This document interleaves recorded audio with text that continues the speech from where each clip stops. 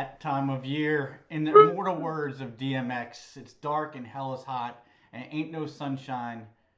Actually, it ain't no sunshine when she's gone, so that doesn't make any sense. But ain't no sun without the I don't know dark. where the DMX thing came from at all, You'll but see where we're going. whatever. Stick with me here for a little. Stay on the All right. road. Don't take the exit ramp. We'll get there.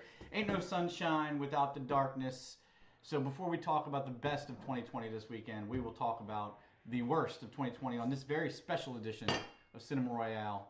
On Yeah. a well, we're recording on a Wednesday evening. So full disclosure, you might have some yelling kids in the background. I've tried to shut that down.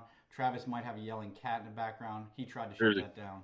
We're gonna try and there's a noisy cat behind me. we're gonna try and keep it undercover. All But right. Welcome to Cinema Royale, everyone. We should always kind of do that. Let people know what they're actually listening to in case they big like, sign. Oh, that's right. People in case listening and they not like watching. subscribed by accident and like. Hell, that's half of our subscriber base. I'm Travis Hobson. That's John Nolan. We're the Punch Drunk Critics. We are movie critics out here in DC, and it is the end of the year. Everybody's rounding up their best of the year list, best of 2020s. Uh, Somebody scared me the other day. They were like, because I hate December because it's so busy. There's so much stuff to do, Mm-hmm. and they were like, and it's 2020, so you got to do a best of the decade. And No. I almost crapped myself until I remembered that no, I don't. The decade ends at the nine, and I did it last year. Yeah, you did. Actually, I remember you before scrambling to do that last before year. a minute, I was like, whoa, whoa, whoa, whoa. Didn't you do I like was, 100 movies on your list, like 10 per year or something like that? I know you did something ridiculous. no, I did the top 100 of the decade. There you go. Yeah, Yeah, 10 per year. I did the top 100 of the decade. So yeah, and that Crazy.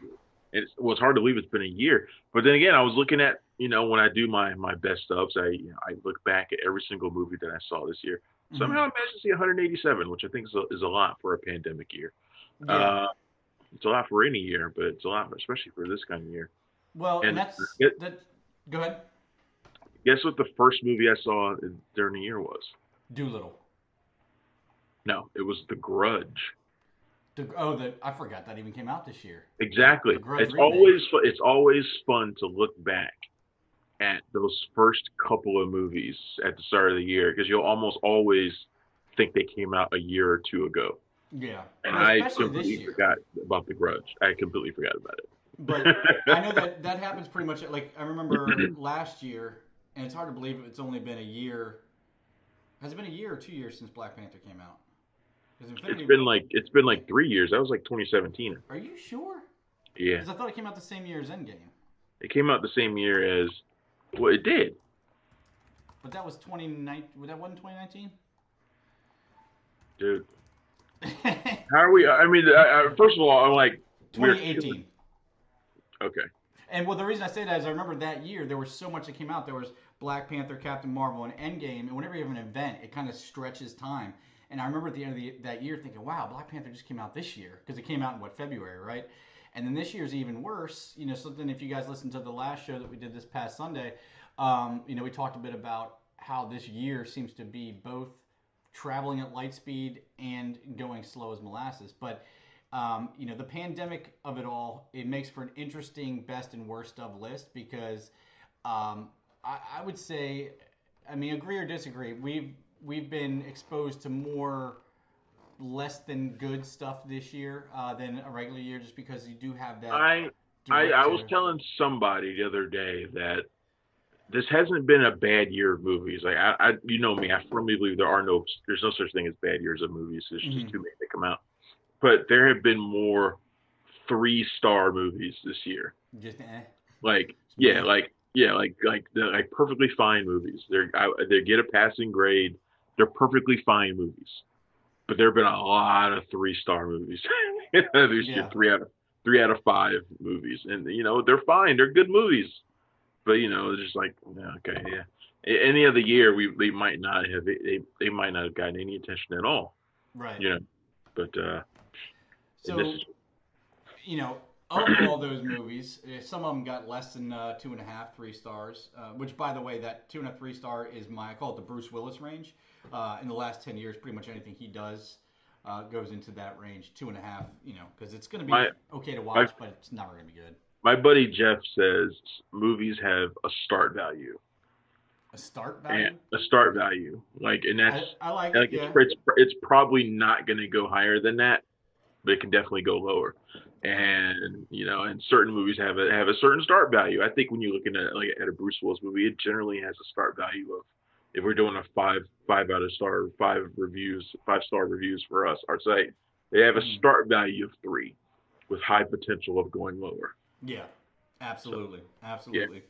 So, So, but we're doing our worst movies of the year, our 5 worst movies of the mhm. year. So let's go ahead and I switch got our one movie that Batman. got a. I got one movie that would have a 0 if it was possible for us to give zeros. Unfortunately, the lowest that we can give is a point 0.5.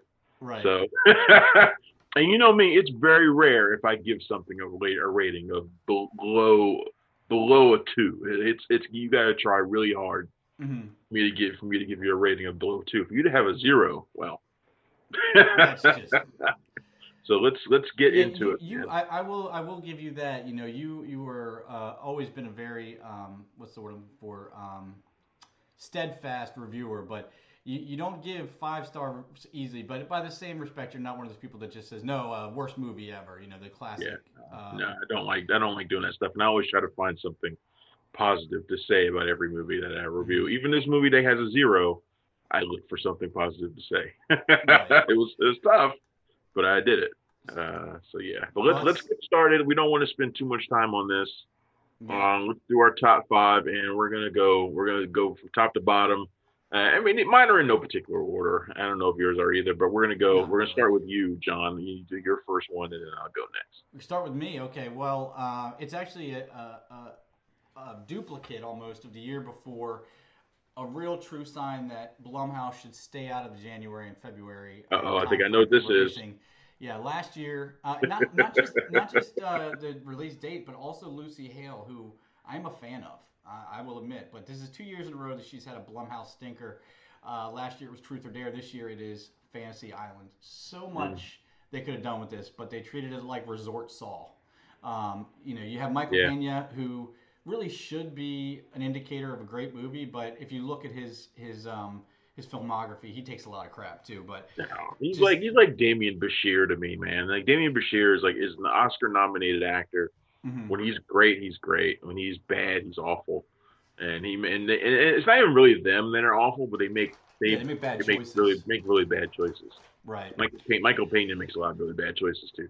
Yeah. So yeah, Fantasy Island. Very few redeeming qualities to that movie.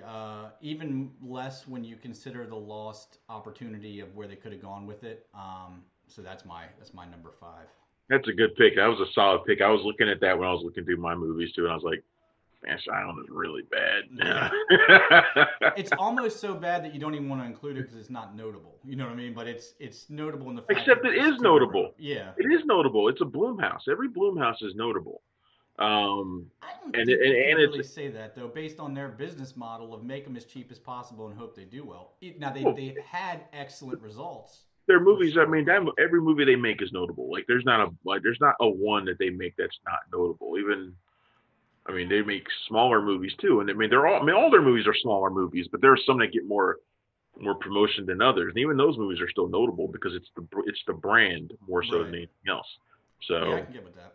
yeah, but Fantasy Island is a double whammy because like you said, it's Fantasy Island. It's a known property. It's Yeah. so and they just really kind of took a swing and missed, Hmm. um, which is funny because just like I don't know if that was before or after Invisible Man, but they had 2 movies really early in the year. One was a big hit, and the other one was a sucker. And you can always So tell by the casting. So you got Lucy Hale in one who's popular enough, but I mean her biggest thing is Pretty Little Liars. And then you have Elizabeth Moss, who's a excuse me, darling Maggie Q is in Fantasy Island as well, in a my friend. secondary role when she's not leading. And she, let's be honest, she hasn't been award winning ever. um, I know I you like you I like some like I Maggie like Q, Maggie but Q. I like I Maggie Q quite a lot. she was also in Balls of Fury. By the way, if we want to talk about her filmography, she was super attractive in it, but she was in it. Maggie Q So is super attractive. Period. All right, that is my all your right that's my my number my 5. first my first one is awful. The Zero movie. It is Love, Weddings, and Other Disasters. Oh, Did you oh, watch that? I didn't. and I'm really glad I And like did. that, you need to. It is one of those movies. It makes those those really atrocious Gary Marshall rom coms like Hmm. New Year's Eve and Valentine's Day. Yeah. It makes those look like fine art. That's how bad Love Weddings and Other Disasters is. They got the only thing they got right was the disasters part. And the thing is, it has a pretty decent cast. It's got Maggie Grace in it, who I really like. Maggie Grace. She was the one thing that I gave a positive. I said I Hmm. really liked her and her hair in the movie. So, but Diane Keaton and Jeremy Irons are in this, Hmm. and and I was thinking about, and here's how lame the humor is in this movie. It's just so bad. Um, Hello, the cat just winding between my legs for some reason. Um, here how lame the humor is in this movie. Jeremy Irons plays this stuck up like wedding planner guy, and Hmm. he hasn't been on a date in a long time, so his friends set him up on a blind date. So Diane Keaton walks into the place where he works, and she's literally blind. Hmm. That's the level of humor in this movie. He gets set up on a blind date with a person who's actually blind, and then she proceeds to crash into everything that he's perfectly set up for this really important wedding that he has coming up. That's the kind of humor that you get in this movie. We're going to Abbott It's like that. Costello. It's like that all throughout. It is so cheap and so bad. Doesn't understand love in any way whatsoever. Hmm. It has all these different stories that kind of weave together, and none of them are charming or cute in any way, shape, or form. It is just, I don't know, man. I don't know. I understand why Diane Keaton is in this because if you look at her resume lately, Hmm. she's in a lot of crap, and she uses her public persona. Everybody likes Diane Keaton as a person, but she uses that to kind of make you forgive the shit that she's in. But Jeremy Irons ain't got no excuse. He's Yeah. got no excuse to be in a movie like this other than he either needed a paycheck, which he shouldn't. He just finished Watchmen. He shouldn't need a paycheck, but there's no reason for him to be in this, and he looks miserable in it. Like he looks like he's having an awful time, and he probably was. So I yeah, mean, it's just one of those movies that is wrong from the very beginning, and you wonder how the production could have made it all the way through. look, I am not an ageist by any means, but just by looking over the stills that I picked out for our little slideshow above our heads here, Mm, it just looked like it looked so wrong. yeah, He looks completely disinterested in a picture that's not even moving. So if he can't hold it together for one frame, how can he hold it together for 30 frames per second? very disinterested. There's a Yeah. scene in the movie where he and Diane Lane and Diane Keaton they spend the night together. Spoilers, they spend the night together, and he wakes up and he's trying to like leave, Mhm. and he leaves a note for her. He leaves a note for her. This blind person, I might add. Oh, He I didn't leaves. even He leaves. remember that. He leaves a note for her, but before he leaves, he also rearranges the furniture in her house. Is And it? it's not done in a malicious way. It's just like a nervous way. Like he's just kind of because he's never done anything like this before, I guess. So it's just kind of I don't know. But this I don't know what we're supposed to think. I wasn't sure what we were supposed to think of it. It It was just so sounds. dumb. It It was sounds like just the dumb. writers of Billy Madison wanted to Yeah. make an older Oh, rom but com. that's the thing. Okay, but that's the thing. The guy who wrote and directed it is Dennis Dugan, the guy who did like every Nick Adam Sandler movie. He did like Little Oh, Nicky and so that makes Jesus sense then. Christ, the one where he was where Jack and Jill, whatever. He did Mhm. like 10 Adam Sandler movies. Mhm. So yeah, I think he did the Grown Ups films too. So it's like That all falls together it then. kind of explains it, but it's not. It doesn't explain why it was greenlit or why he was hired to write it.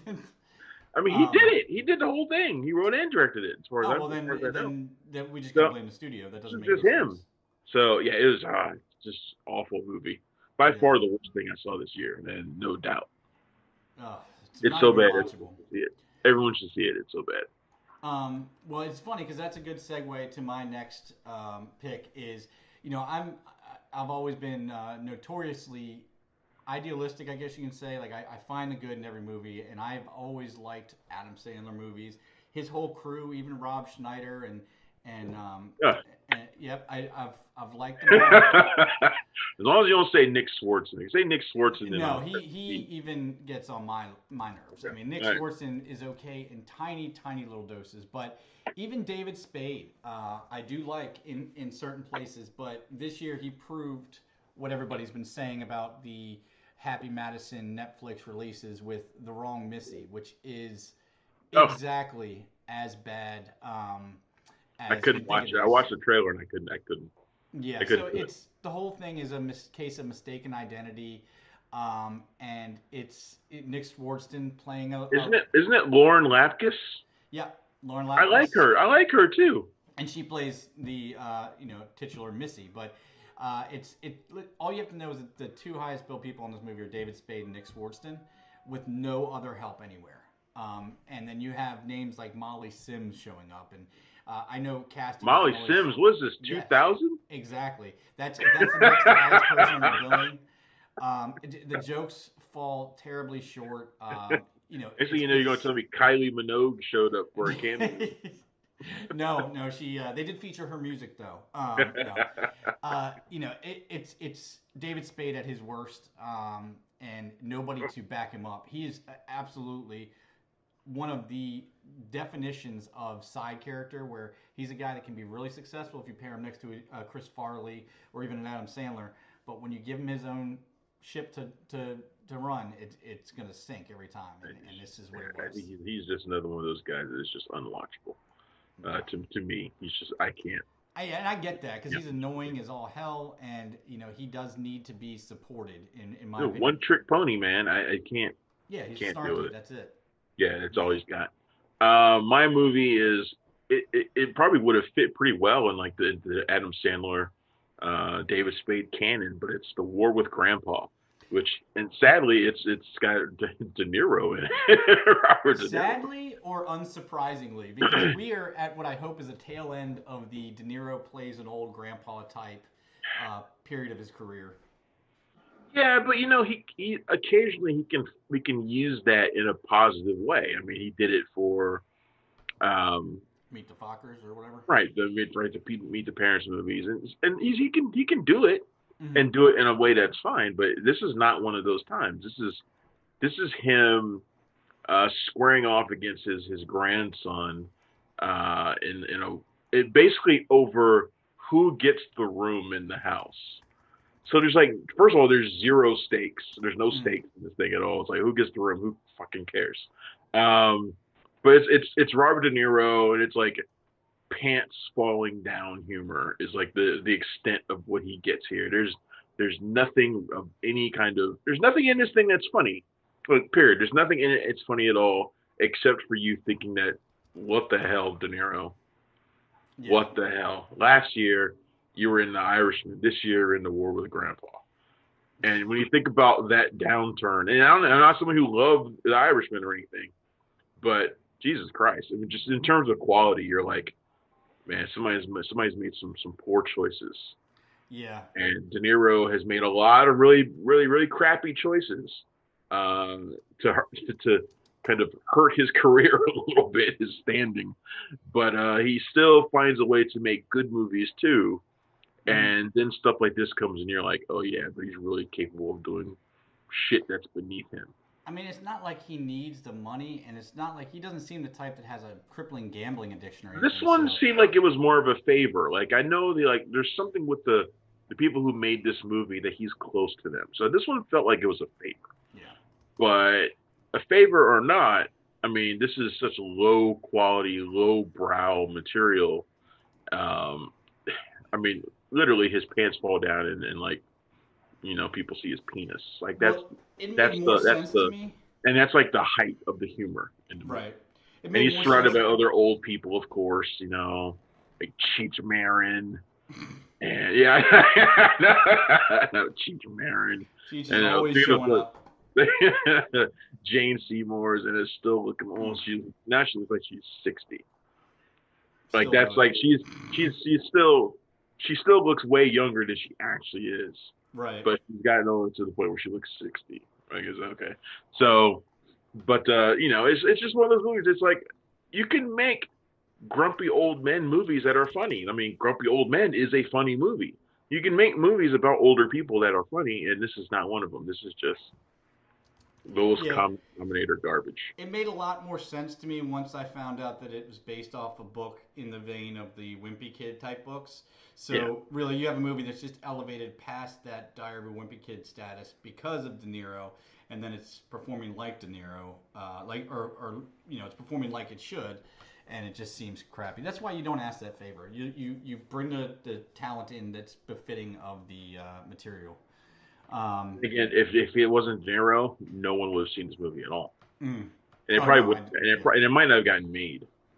So Speaking of movies that shouldn't have been made, or at least not that's what made the this way they whole were. episode. That's what this whole episode's about. Yeah. Well, Movies some that of these we can say it's okay to make them, but this one really not. The only redeeming thing about this movie is got to be the name of the director, who's got the coolest name of all time, Olivier Megaton. Olivier Megaton, with the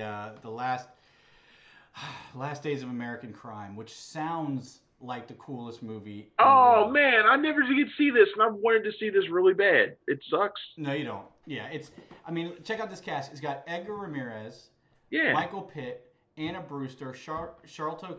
I never know if Charlito. Charlton Copley, and it is just a meandering, oversaturated mess of a movie. I mean, The Last Days of American Crime. Just the title alone gets me in there. It's a heist Pretty sure movie. it's based on a graphic novel, isn't it?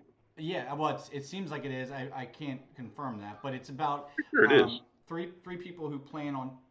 So the government's going to put out this broadcast signal that takes out crime forever, right? And so they want to get in one last heist before that happens. And I'm okay with that crazy nutso plot as long as It's a fucking awesome plot. yeah, it's an awesome plot, but it just doesn't deliver in any way, shape, or form. It's 2 hours and 30 minutes long, Oof, and it didn't that need to already be sounds too long. it didn't need to be 90 minutes long. And the thing is, a lot of times when you see movies this length that suck, you can make the argument, well, there's a good movie in there somewhere. It just needs to be carved out. But I don't think there was enough in there to actually carve out a good movie, even if you cut it down to 80 minutes. So, Last Days of American Crime, something you can leave off your queue for this year. It's already on worst of all time lists, right? Is it really? Yeah, Doesn't yeah. really surprise me. It's already The only on there. reason it surprises me is because I didn't think anybody would remember to talk about it. Like it's like I you have bad movies that are just forgettable. excuse me. Bless you. I was really excited for this movie when it was first announced that it was being made. Mm-hmm. I was excited for it. Usually that's a bad sign when I get super excited for a movie that's supposed to come out and I'm Yeah. looking forward to it, Uh-huh. and then it ends up being Triple Nine or Triple Frontier Even or those weren't too bad though. or Now You See Me. No, but they were always or Sabotage. They're always less than what I would like them to be. Like they're Yeah. always lesser. They're not always shit. Triple Nine is pretty rubbish, but I always get this but confused. Triple Nine was the one. Triple Nine was the one that had the most amazing cast ever. It was like Kate That's right. Winslet. And Iko Yeah, Uwais was in it and all that. Jesus Christ! It had the all star of all star cast. Mm-hmm. Of course, the mediocre stuff. But I always expect these movies to be like, because they should be like 4-star, amazing, top of the year movies, and they're just not. Yeah. This is one of those movies that I was like expecting a lot of great things for. Kind of like The Devil All the Time, which came out earlier this year, which is another one of those movies that I was like, yes, I can't wait for this. I cannot wait. And then it comes out, and I was like, Yeah. so. But dang, I feel really bad because this movie, I completely forgot that it had even come out, which just goes to show how much attention I paid to it after after I got all excited. There's a reason that you didn't hear anything. Literally, no one was afterwards. talking about it. Yeah. No one talked about it. It's one of those. This is on Netflix, wasn't it? Was it Netflix movie? Yeah, it was Netflix, and that's why I'm that's Went why down the I'm memory hole. surprised it's on the worst of list because it's honestly when I caught it I was like, oh, I got a sneaker in there that I can include that I saw this year, and then I was like, well, it's only gonna be a sneaker because nobody's gonna remember this movie enough to Yeah. to bring it up. went down the memory hole like so many Mm. mediocre Netflix movies do. All right, next one for me is I used to go here, which it pains me to put this on the list because you know it has my top draft pick on it, Gillian Jacobs. I mean, it has her in there, Yeah. and it's a movie where she plays a novelist who's struggling to write another book. So Right. she kind of goes back to college for inspiration. And look, it's so bad. John has already left. Um, and she goes back to college for inspiration, and there's no inspiration in the movie like at all. There's nothing. There's nothing funny about it in the least. Jermaine Clement plays like a former colleague who's now a teacher, professor. And they have like this kind of love interest thing going on, but there's no real chemistry there. And there's nothing inspired about it. And I sat there watching the movie, and I was thinking the whole time that Gillian Jacobs has not gone anywhere since she made Life of the Party like 2 years No. ago with Melissa McCarthy. And Gillian Jacobs, I watch all of her movies, and she's done some good stuff and some bad stuff. But this is like essentially the same movie as Life of the Party. Yeah. You play someone who goes back to college and is like is the old person there. So Mm. it's like that kind of humor. Like I'm the old person at the party type humor. Yeah. I'm going to make out with the guy who's too young for me humor, Mm. but it doesn't do anything with it at all. It just Yeah. feels so perfunctory. I was just like, this is Gillian Jacobs is deserving of better than this. Yeah. She's. She almost had two movies on this list too because she did Come Play later in this year too, Oh God. Yeah. and that was Butt also. Yeah. And I almost put that on here too, and I was like, two Gillian Jacobs movies on here is just I don't want to do That would be close to my list. Come play with, but there's another horror movie that really took its place. But yeah, she unfortunately seems to be falling victim to that Hollywood rule that only one female actress from a successful TV show can be popular afterwards. She did There's Ibiza. something about her that I don't think she doesn't fit in like the Hollywood mold. She doesn't fit it. Well, she's too And generic looking. Number one, I mean, let's be honest. Right now, white, blonde hair, blue eyed take girls that you are take not that back. You well. take that back. She is generic. I mean, she's gorgeous. Don't get me wrong, but she's generic. She's a pretty white, blonde hair, blue eyed girl with a pointy nose, and that's not exactly what's in demand in Hollywood right now. And moreover, she doesn't seem to be making any choices toward the right place, or maybe she I just doesn't don't get need paid her good to enough. be Margot Robbie, but I need her to be. Well, that's who's taking all her roles. Yeah, no, it's not. No, it's not. I That mean, they got the she same she's look. she is the quirky girl. She's not the hot girl. So, but she's not quirky and I'm trying to think of somebody who would be like the perfect quirky girl role Like Zoe that she Deschanel was type. maybe Well, see, maybe that's the thing though. She doesn't fit. Like she's she doesn't hot fit enough to be anything. the hot girl, but she's also not so stupid hot that she's a Margot She's Robbie, too let's say. she plays too intelligent Right. to play certain kinds of roles. Now I'm not saying the roles are stupid, like the characters are stupid, but she's very, I would say, thoughtful in her performances. She's That's a kind real of actress. You can that's tell kind of that. what I mean. Yeah, so she doesn't really fit. So like when I see her, I think of her on TV. I don't think of whatever the hell she did on NBC. Was it Community? Was that what she on? She was on Community, right? How dare you disrespect that show like that? I don't watch. I've never seen a single episode of that show, It's so but good. I think of her in Love, that Netflix show, which is Hmm. also really funny, but it's like really high-minded humor as well. Hmm. That's the kind of thing I think of her as. I don't know. She just doesn't fit anywhere. It's weird. I always think of her in Choke, that Chuck Palahniuk movie that came out years ago. Just because there's a lovely scene in it. Um, Yeah. Uh-huh. all right, number two for me. I guess we're at number two now, right? I almost want to change my number one because Well, it's so well, generic. mine But aren't in any particular order. I didn't know yours were, but that's okay.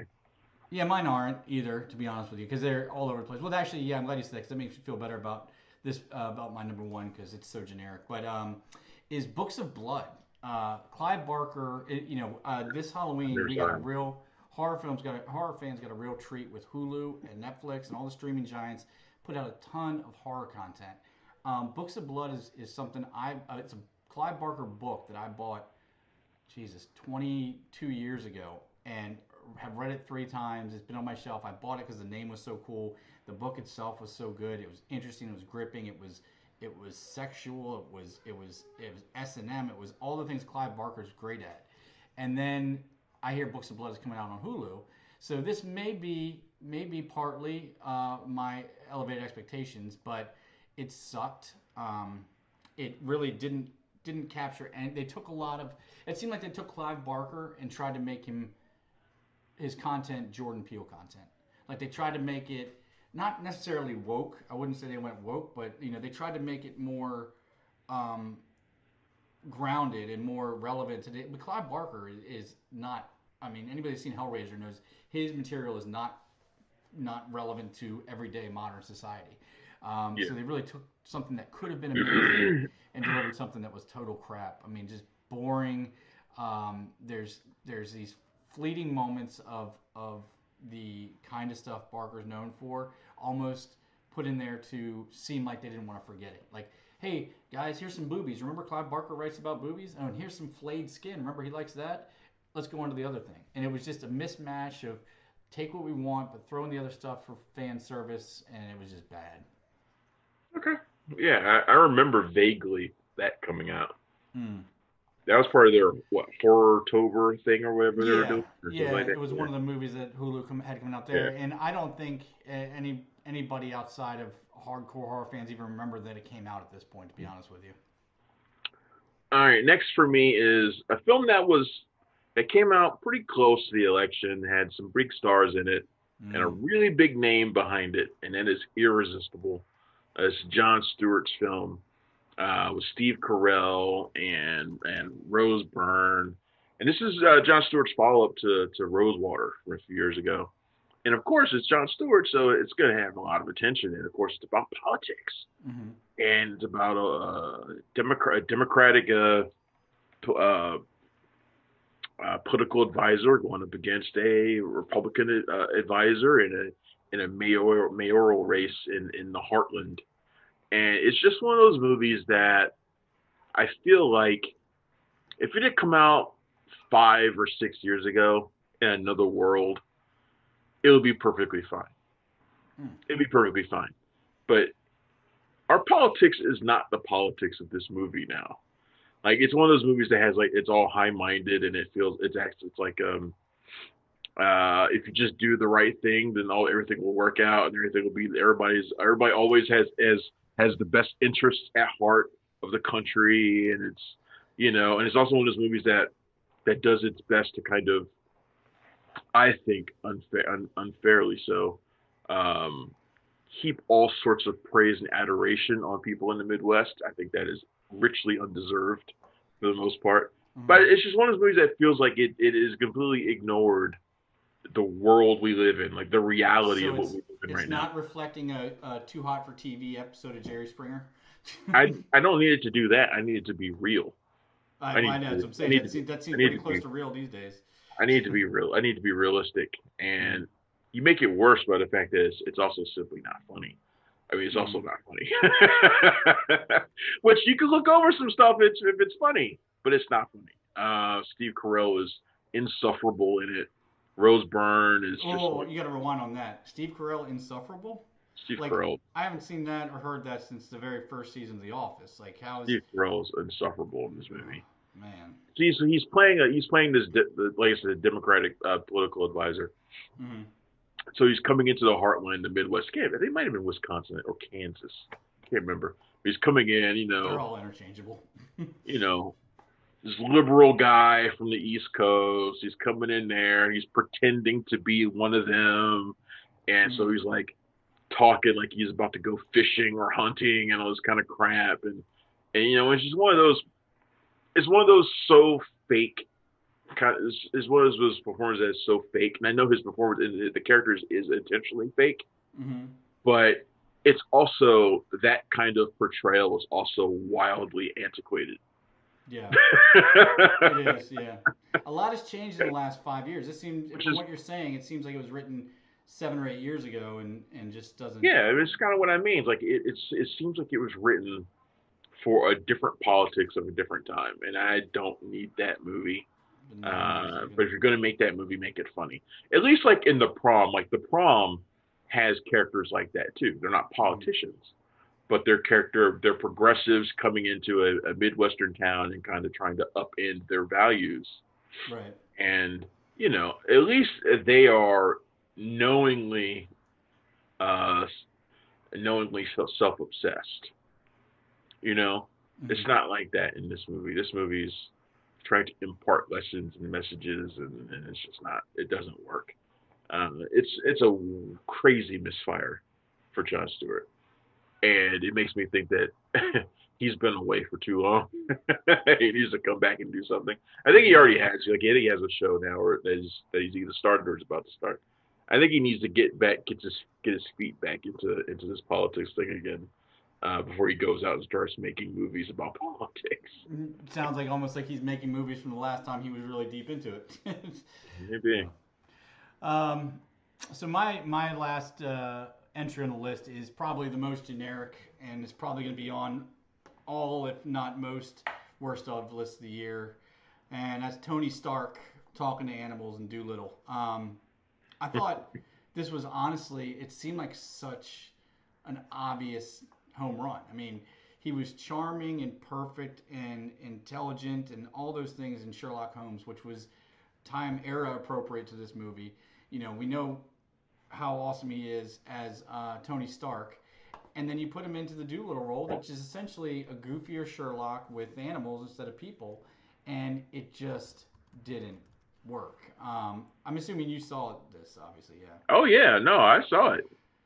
Awful, I terrible. a lot of times with movies like this, I can see how audiences would go in and like it, and just kill 90 minutes, turn your brain off, have fun, but it's just it, gross out comedy with gorillas, and they took I the don't know what you mean by gross out comedy. Just because they were digging in a dragon's ass with some jewels or something, I don't know why you think that's gross. I mean, we obviously have different levels of grossness, but I mean, it's just everywhere it could have failed, it did. And then on top of that, some of the visual effects weren't even hitting. The And visual effects are crap in that yeah, movie. They're I not. They're feel not. They're like, not good. well, I Voice gotta be work nice wasn't about good. something. The adventure itself was not. I don't know. It didn't feel epic for the way they were trying to make it look like an epic. Because the thing about this version of Doolittle that you didn't mention is that it's they tried to make it seem like it's like they're going on this big Lord of the Rings esque adventure. Mm. And if you remember the promos, and I'll never forget the promos, they even had like a gold ring in the Doolittle name. It's like they Yep. tried to make this thing seem like it was this huge fantasy fairy tale adventure, and Mm. it really wasn't. I mean, it really didn't feel very large at all. It didn't feel like anything. But it wasn't Yeah. funny either, and the like I said, the CGI was bad, and I couldn't half understand what Robert Downey Jr. was saying half the Which didn't time. make He any was sense. He already had using a an perfect awful. act. He could have just been Sherlock Holmes. Yeah, Just done the he same could have. thing. I He don't could get have, it. but he seemed like he was mumbling his way through it. And for a movie that he has been behind this thing for years, this project was kicking around forever.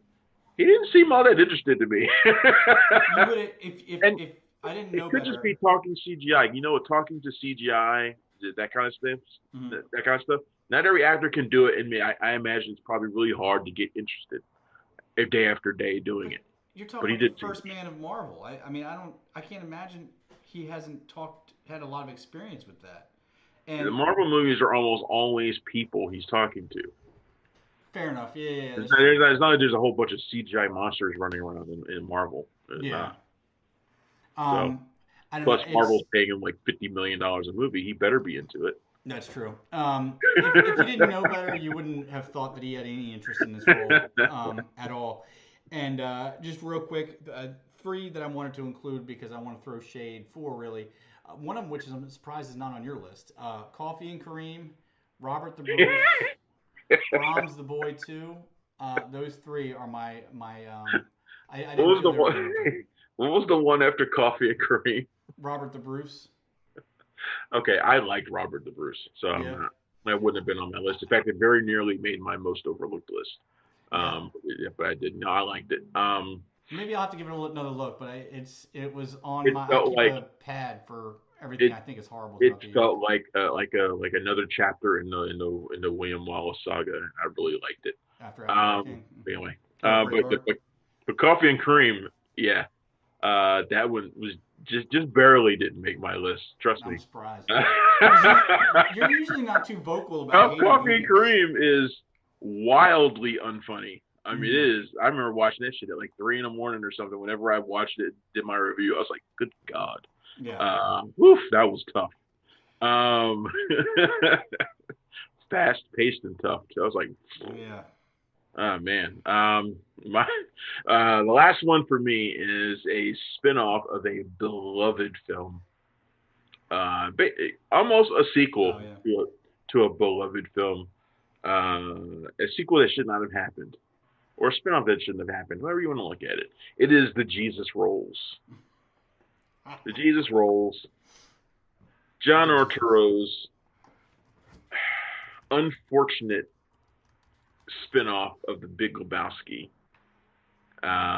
in which he's back as Jesus Quintana, Jesus Quintana, Mm, and he goes off on this sex-fueled, crime-fueled adventure. Um, and I don't even really know what to say about it, except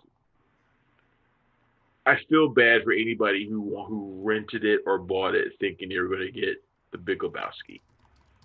Like I feel really bad for them because yeah. what they got was this unfocused road trip with random sex acts and weird characters who just kind of pop in and out, don't make any sense. John Hamm is in this for some reason. I don't remember why. He's like I the mean, king of cameos these days. He I don't shows know. up in a lot of stuff. There's so many people that show up in this. Audrey Tautou, who I love, Mm, is in this as just this chick who's promiscuous. That's like her only trait is she's mm. promiscuous.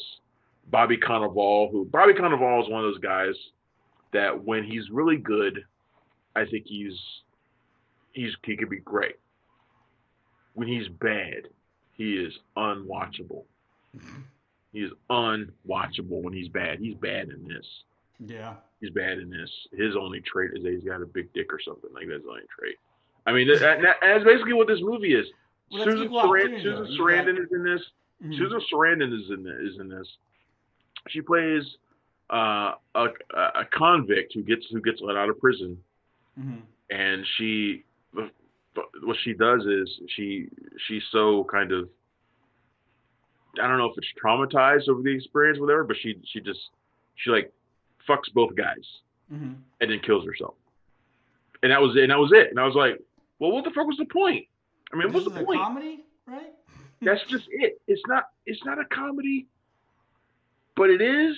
It's trying to be funny, but it's not. Wow. But it's more serious. It's based on a French movie, whose name has slipped my mind. That's the first Um, one.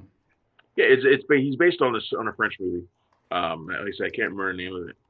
But it's not really meant to be just a straight comedy. It's meant to be like a dramedy. It's meant to be a little bit of both. It's certainly more serious in its intent than The Big Lebowski. Mm, But there's a reason why the Coens wanted nothing to do with it. Like the Coens were like, yeah, if you want to go make it, go ahead, but we ain't putting our name anywhere near it.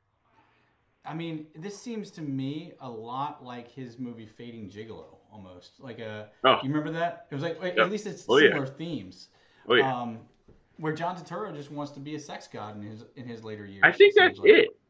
Yeah. There's actually, I mean, the movie goes out of its way to forgive Jesus too, because remember Mm. in the Big Lebowski, he's like a pedophile.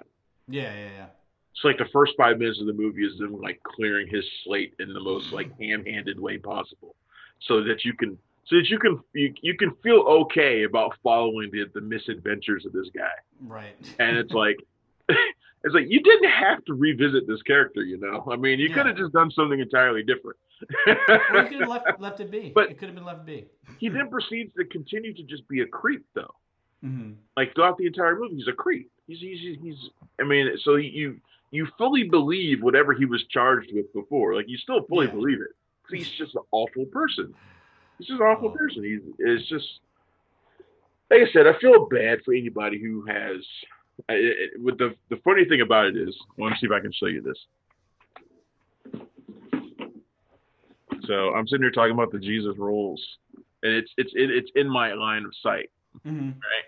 What did they send you? It's in my line of sight because it's here in the trash. Oh. It's just sitting there in the trash. It's been there for a while. I just haven't uh, thrown it out yet, but it's just where it there. sounds like it belongs. Yeah, I mean that's the worst thing about this is the Big Lebowski has such die-hard fans, such a cult following that you're better off leaving well enough alone because all this is if you take it and you go in a different direction like this or you give a crap movie out, then you're just taking money from people because you know they're going to see it based on the Big Lebowski, even if it has nothing to do with it, and you're just stealing their money if you don't deliver. Yeah, So shit. that is the worst of Those are 2020. our Hopefully, worst. Yes. 2021 has much less to choose from when we do this show again next year. But for the best, check out number one. Check out the site. I'm going to bring up the title card in just a second. But we will be doing our best of 2020 in lieu of a regular show on Sunday. So that usually goes up Monday morning. So listen for it then. Up there on your screen, you can see if you're watching on YouTube. Again, we'd appreciate if you guys would like and subscribe to the channel.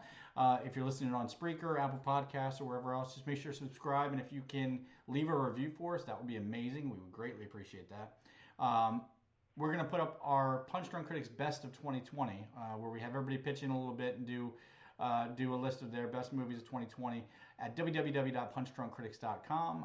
Travis is doing all kinds of best of lists this time of year, so make sure to check that out every day. Yeah, I'm On doing Twitter, two. I'm doing two lists.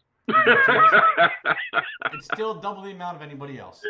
And one is already done. One is already done. The best overlooked films of 2020 is up right now on the site, and I'll do my top 20 of the year in the next few days. I'm gonna try to have it done by by Monday as best I can. So it's just kind of a lazy week, if I'm honest. I'm just not doing Hey, much. we all need a week like that every now and then. And our writer Khalil, who's guested on the show with me before, he just posted up his top 25 shows of the year. So that's a really good read if you have a second. So on Twitter, the site is at PDC Movies. Travis is at Punchy Critic. I am at Punch Drunk John on Twitch. Travis is at cinematic_enforcer. If you guys have any tips, questions, if you want to try your hand at writing and think you can be an asset to the PDC team, info@punchdrunkcritics.com. You can email us right then with anything you have. Tips, questions, just to tell me I suck, whatever you want to do. So reach out, folks. Until next week, we'll talk to you. That's our worst of 2020. And we'll be back with our best.